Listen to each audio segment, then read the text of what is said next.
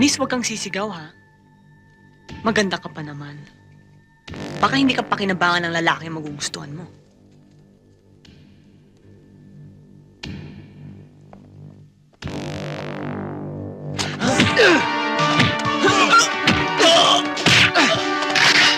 Walang kikinis sa masama!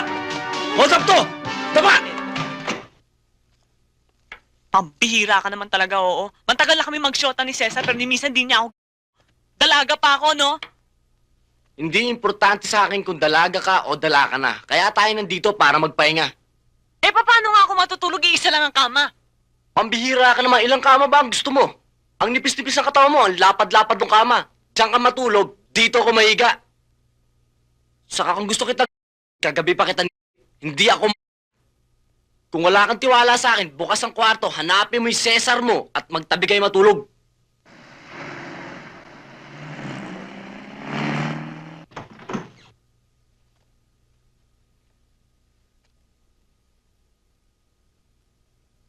Nangungumpisal ka ba?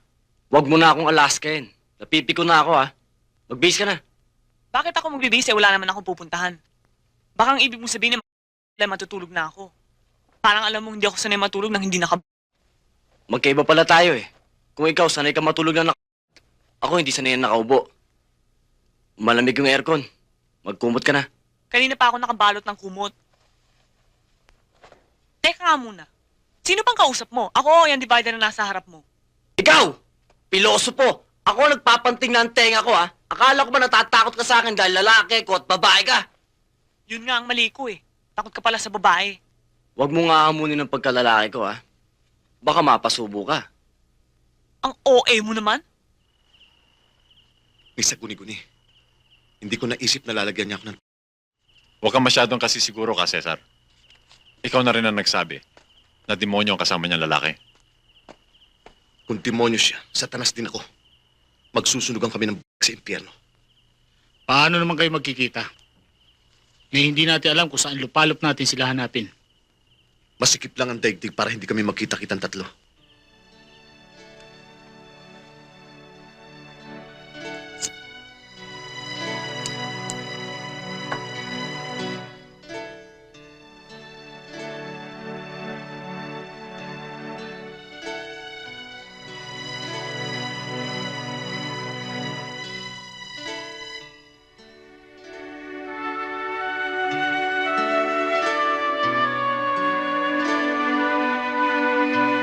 Anong iniisip mo? Bahala ko nang umuwi ng probinsya bukas. Uuwi ka? Baka masundan ka ng mga pulis doon. Walang nakakaalam sa Maynila kung saan ang probinsya namin maliban sa unang eskwelahang pinasukan ko.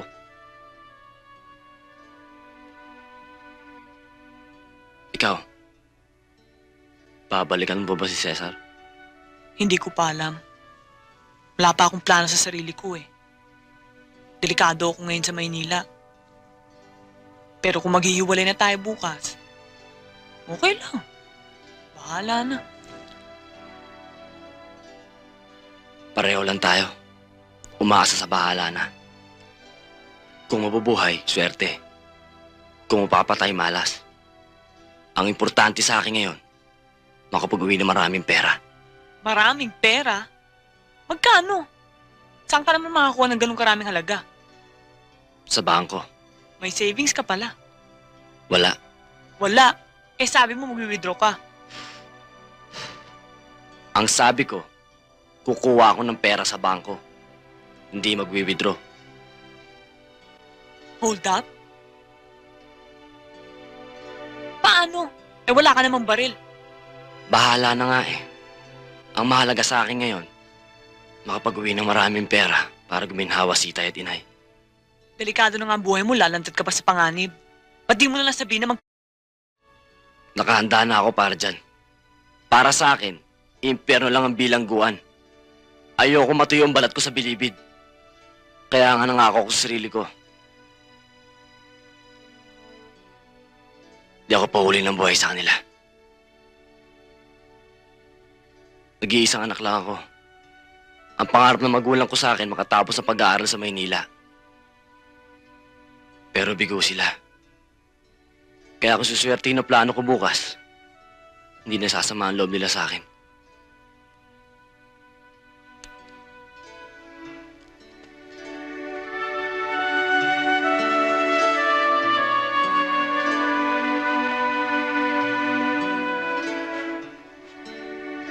Helen, kung sasamahan mo ako sa amin, ikaw ang magiging pinakamagandang dahilan ko.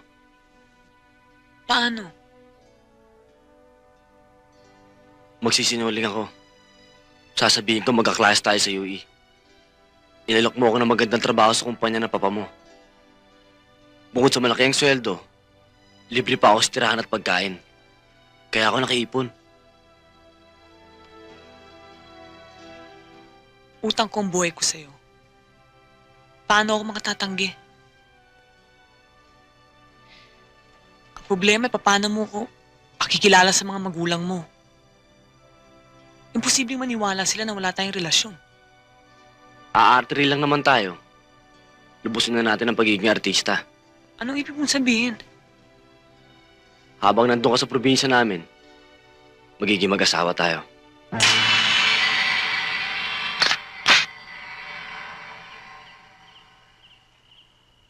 Titiyakin ko. Bawat bala ng baril na ito. Tatama akong lahat sa puso ni Carding. Selos na yan. Baka masira ang diskarte mo kay Carding. Kinapitan lang tayo ng malas, kaya tayo sumablay. Salo talaga ang demonyong yan. Pati kapatid ko, idinamay.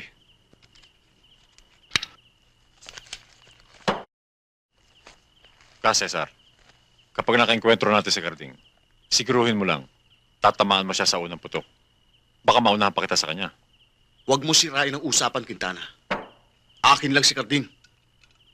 Hindi sa kinakampihan ko ang grupo. Pero talagang nalalabuan ako sa inyo. Una, nalagas ang pangkat mo sa parola. Pati kapatid ni Kalinawa nayari. Buhay nga si Helen, nahuli naman siya. Pangalawa, nalagasan tayo ng harangin natin sila. Malinaw senaryo. Tayo dahil sa Carding na yan. Ang ibig ko sabihin, huwag mo naman suluhin ang galit. Alalahanin mo rin ang damdamin ng kilusan! Gaano mo siya kamahal? Hindi ko pa masabi. Ilang beses na rin niya ako niyaya magpakasal. Pero hindi ko mapayagan ang aking sarili. Kung minsan natatakot ako sa ugali niya. Kaya pala antipatiko ang dating ko sa kanya noong una kami magkita. Pag nag-aabot kami ulit, magkakatuluyan na kami. Huwag mong sabihin natatakot ka. Diyos lang ang kinakatakutan ko.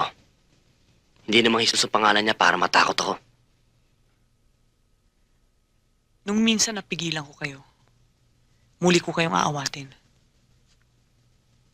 Mabalik nga pala tayo dun sa bangko pinag-uusapan natin kanina. Kung sasama ako sa'yo, paano ang partihan natin? Parehas.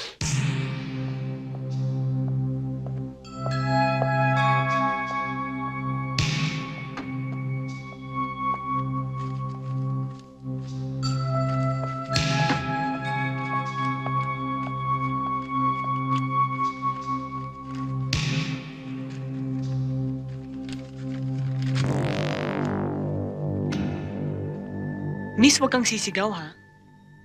Maganda ka pa naman. Baka hindi ka pakinabangan ng lalaki ang magugustuhan mo.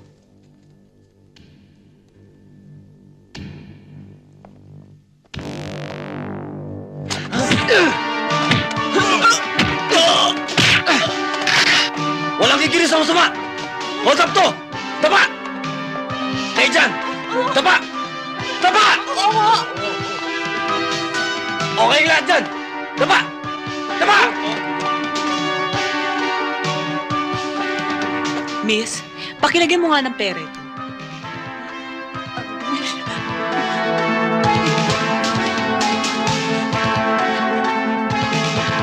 Thank you. Miss, magabuli ka na rin. Ayoko. Sige na. Ayoko. Baka ikaw pang paglamayan. Ayoko. Dali!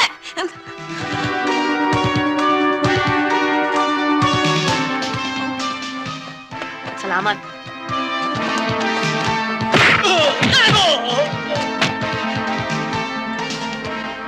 balato ko na yan para sa'yo.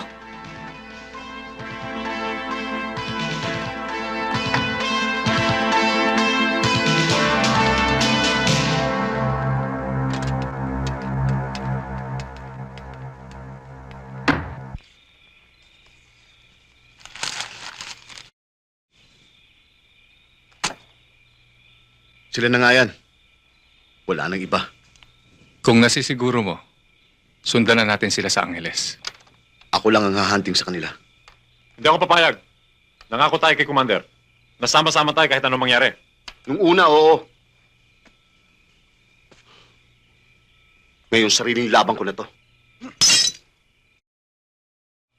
Oh! Huwag niyong kalimutan na ako pa rin ang pinuno ng pangkat na ito. Ang desisyon ko masusunod. Ano ba ang gusto mong mangyari? Bumalik kayo kay Commander. Sabihin ninyong hindi ako magpapakita sa kanya hanggang hindi ko dala ang ulo ni Carding Valencia. Eh, paano si Helen? Meron siyang dapat panagutan sa kilusang ito. Tama. Malaking kasalanan sa partido makisama sa isang magnanakaw. Sa halip na kumbinsihin itong makisama sa atin. Sagot ko na siya. Marami na akong tanong na nakahanda para sa kanya. Kapag nagkamali siya, 2 ulo ihaharap ko kay Cabeltran.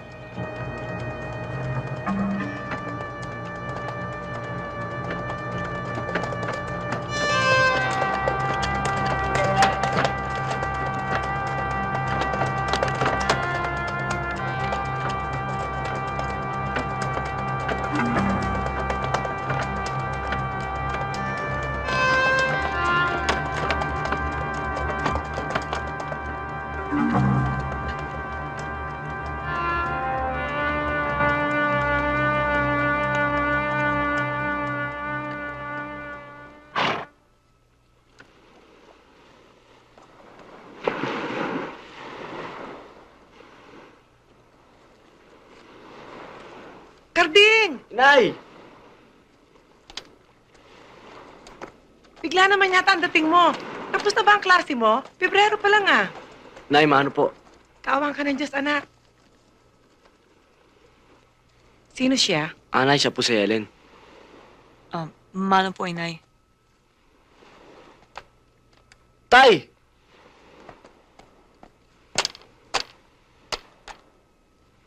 Maano po, tay? Tay, si Helen ho.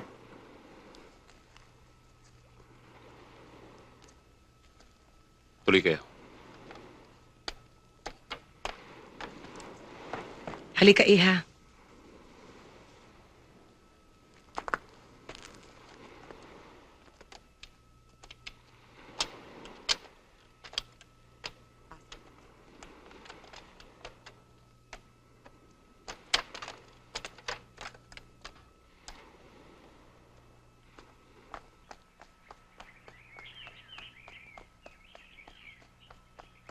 Erlinda! Erlinda! Mga Dor? Si Carding dumating na. Talaga ho? Naku, hindi ko kayo nagbibiro, Oo, mga Dor. Kitang-kita ko talaga eh. Ang dami-dami ang dala mga bag eh. Siguro pasalubong para sa iyo yun. Kung sakali ambulan mo ko Oo, mga Dor, akong bahala sa inyo. Asahan ko yun Sige ho, salamat Sige, po. alis na ako. Opo. Totoo ba narinig ko dumating Oo, na si kuya, Carding? pupunta nga ako sa kanila. Magbibis lang ako sandali. Oh, sandali lang. Dumating lang si Carding eh. Nataranta ka na kagad. Kuya naman, 1 taong ko hindi nakita si Carding. Oh, ito yung sandok ko. Pakihalo mo lang yung munggo pinalalambot ko. Nagtanang kayo, pero sa dami ng perang ito, imposible ako maniwala sa mga sinasabi mo. Kahit na 5 taong kang magbanat ng buto, hindi mo kikitain ng ganito kalaking halaga. Hindi niyo pa ba ako naiintindihan? Kaya po ako tumigil sa pag-aaral, malaki na pong sweldo yung binibigay sa akin ng papa ni Helen. Bukod po ron, libre pa ako sa lahat ng gastos. Bakit hindi mo pinaalam agad sa amin? O dili kaya sumulat ka man lang? Nang sa ganun, hindi kami nabigla ng itay mo. Gusto ko nga po maging isang sorpresa to eh. Hindi pa ba kayo nasisiyahan? Marami na tayong pera. Pwede na kayo magnegosyo. May ambisyon din ako, Carding. Kaya kita pinag-aral sa Maynila. Pero sa malinis na paraan. Sa bagay lang ang gusto naming malaman ng nanay mo. Ang magsabi ka ng totoo. Saan talaga nanggaling ang perang ito? Carding! Carding!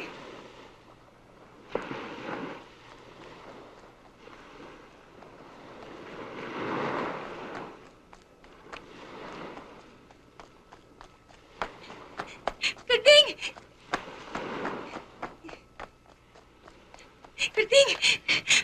Karding! Magandang araw ho, Mang Dolfo. Aling Dolor, nabalitaan ko kasi dumating si Karding kaya ako nagmamadali ako pumunta rito. Karding, kamusta ka?